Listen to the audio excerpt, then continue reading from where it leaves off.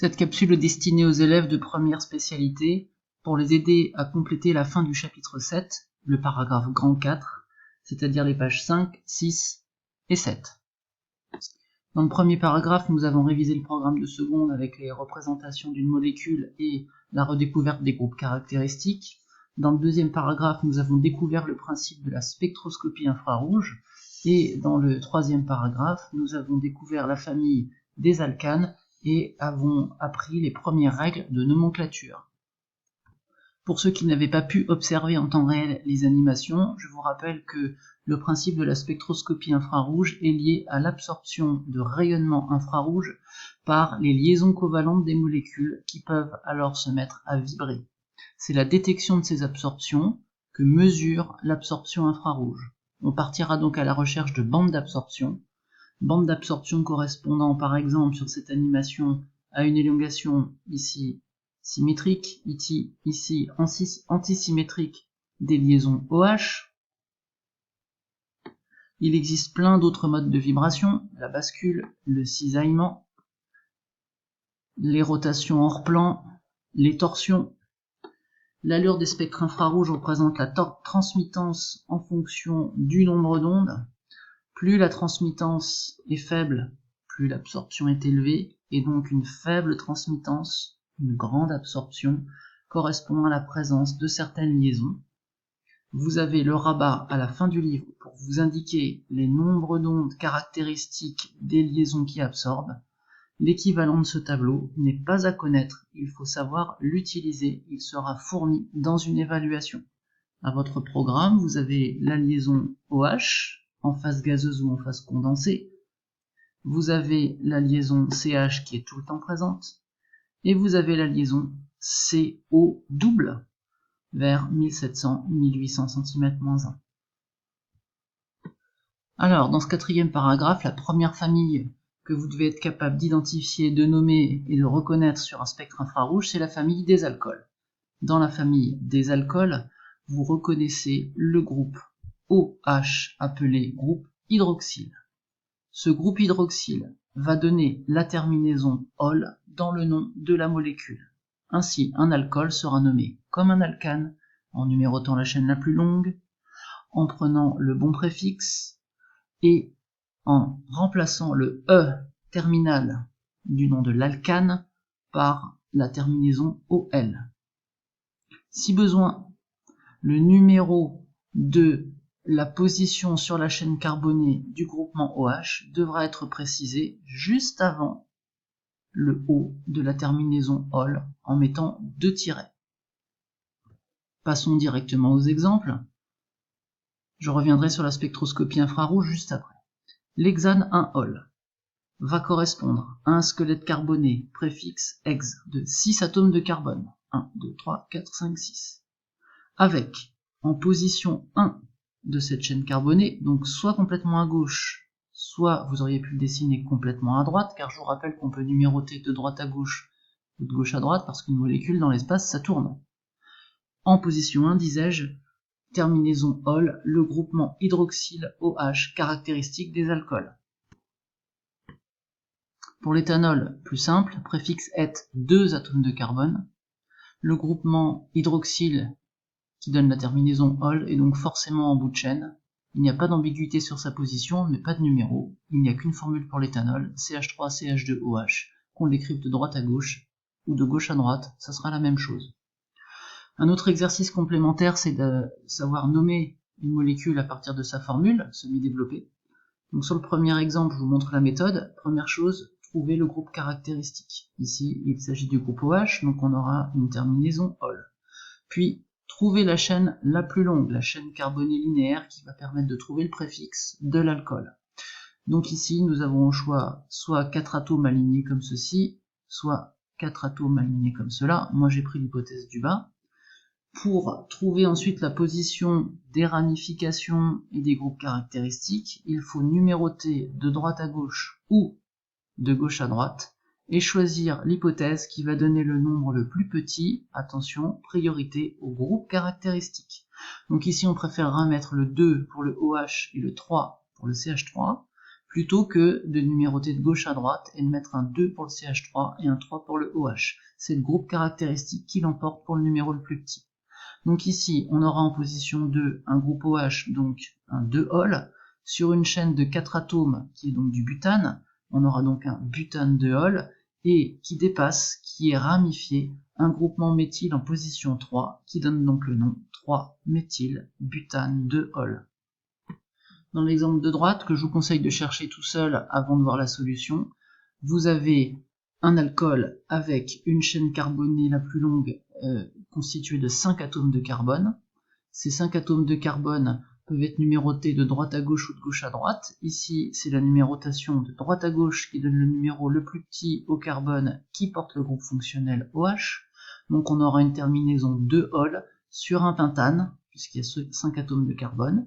Et là, on voit une ramification qui dépasse, constituée de 2 atomes de carbone, donc préfixe et, c'est un groupement éthyle, il est en position 3, donc nous avons du 3-éthyle, c'est ça, pentane,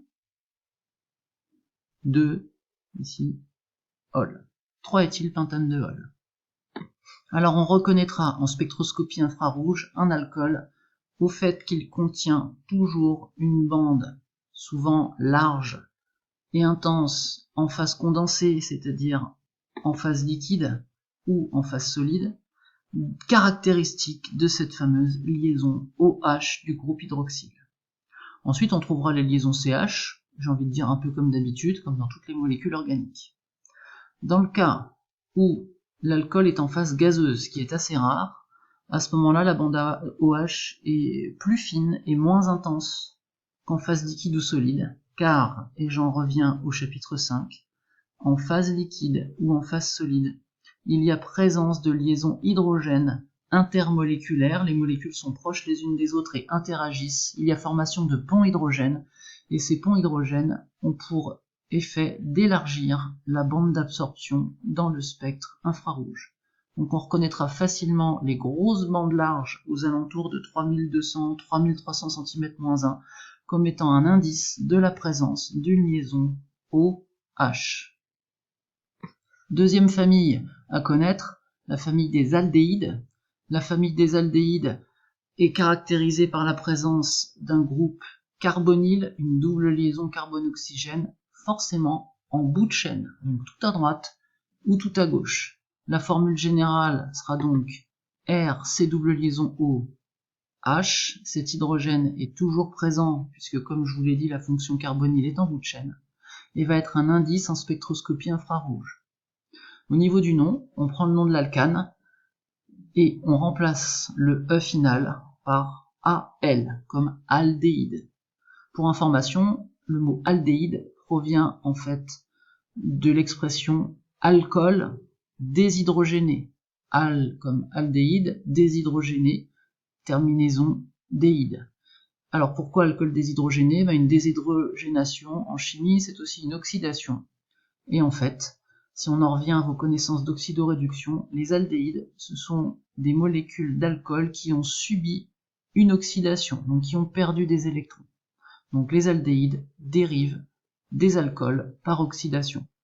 Sur la spectroscopie infrarouge, vous pourrez repérer un aldéhyde au fait qu'il comporte la double liaison CO caractéristique qui donne toujours ici une bande fine et très intense, donc de toute petite transmittance proche de 0. Cette bande, dont on dit généralement qu'on la voit comme le nez au milieu de la figure, est toujours présente chez les aldéhydes.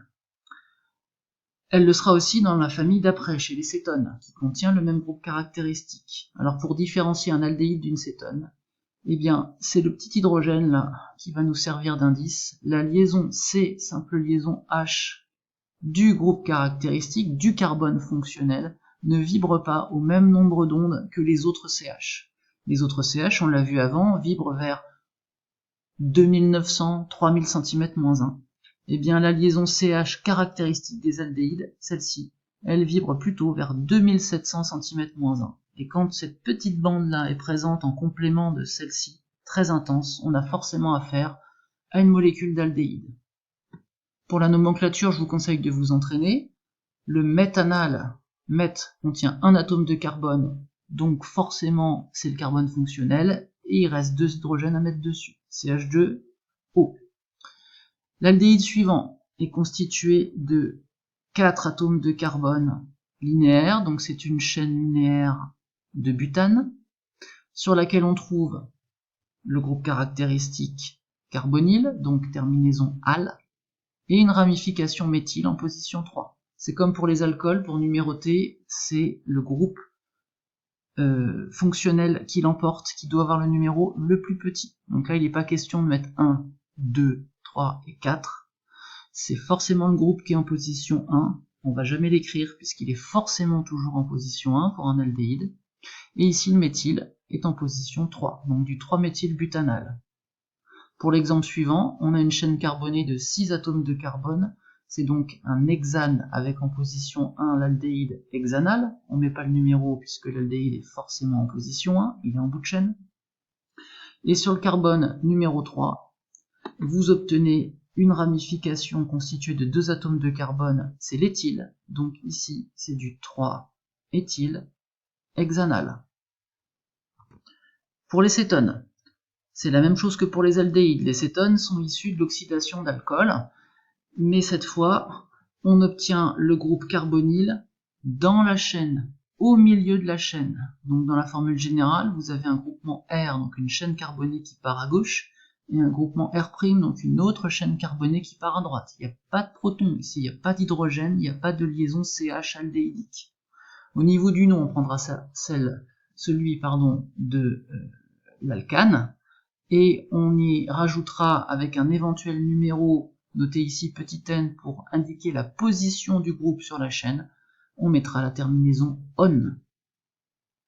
En spectre infrarouge, vous allez repérer la même bande très fine et très intense aux alentours de 1700 cm-1 vous permettant de voir qu'il y a une double liaison carbone-oxygène, donc le groupe carbonyle, mais vous ne trouverez pas la bande aldéhydique de vibration CH vers 2700 cm-1. Vous n'aurez qu'une bande vers 2900. Et c'est cette absence ici, à cet endroit-là, de bande CH à 2700 qui permet de choisir entre un aldéhyde et une cétone. Pour la nomenclature, ce qu'on appelle l'acétone, qu'on achète dans le commerce, le dissolvant du vernis à ongles, c'est de la propanone, et dans propanone, nous avons le préfixe prop qui indique 1, 2, 3 atomes de carbone, et la terminaison on nous indique un groupe C double liaison O. Ce groupe ne peut pas être ailleurs, puisque s'il était ici, ou s'il était là, ce serait à ce moment-là un aldéhyde, ce serait du propanal. Pour nommer les cétones suivantes, la chaîne carbonée la plus longue, comme d'habitude, ici 5 atomes enchaînés, c'est donc du pentane. En position 2, le groupe caractéristique, donc c'est de la pentane 2-zone. Et en position 3, une ramification méthyle, donc 3-méthylpentane 2-zone. Dernier exemple ici, pas de piège, vous cherchez la chaîne la plus longue, il fallait penser à descendre. 7 atomes de carbone, c'est donc une heptanone. Dans l'heptanone, le groupe caractéristique est ici positionné sur l'atome de carbone numéro 3, c'est le numéro le plus petit qu'on puisse lui donner. Et en position 4, nous avons 2 atomes de carbone ramifiés, donc un groupement éthyle. 4 éthyle, heptane 3, on est le nom de cette molécule un petit peu plus complexe.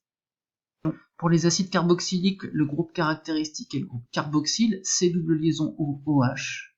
Le nom se met sous la forme acide, la chaîne carbonée alcane et la terminaison oïque. On reconnaîtra la liaison OH qui donne une bande large d'absorption spectro-infrarouge entre 3002 et 3400 cm-1, avec, superposé sur le même spectre, la liaison CO double qui va résonner de façon fine et intense vers 1700-1750 cm-1. Je vous laisse vous autocorriger pour la nomenclature. L'acide acétique, l'acide du vinaigre, qu'on appelle aussi acide éthanoïque, contient 2 atomes de carbone, donc CH3, C double liaison OOH. Attention, le carbone fonctionnel compte comme n'importe quel carbone. L'acide 3-méthylbutanoïque, c'est 4 atomes de carbone pour but, avec en position 3 un méthyle. Ceci, 3 atomes de carbone, c'est l'acide propanoïque. Et ici, avec une chaîne de 5 atomes de carbone, nous avons de l'acide pentanoïque. Et en position 2, un éthyle qui dépasse.